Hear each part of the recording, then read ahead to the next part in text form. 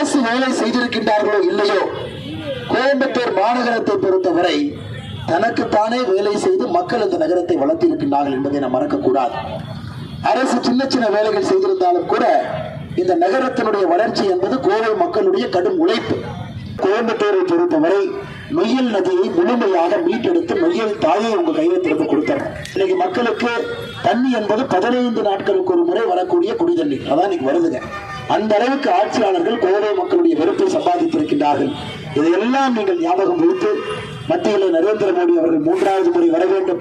கோயம்புத்தூரில் உங்களுடைய அன்பு தம்பி உங்கள் வீட்டு பிள்ளை அண்ணாமலை வர வேண்டும். நீங்கள் தாமரை சின்னத்திலே வாக்களித்து பெரும் வாரியான வாக்கு வித்தியாசத்திலே வெற்றி பெற செய்ய வேண்டும் என்கின்ற ஒரு பணிவான கோரிக்கை உங்கள் முன்னால் வைக்கின்றேன்.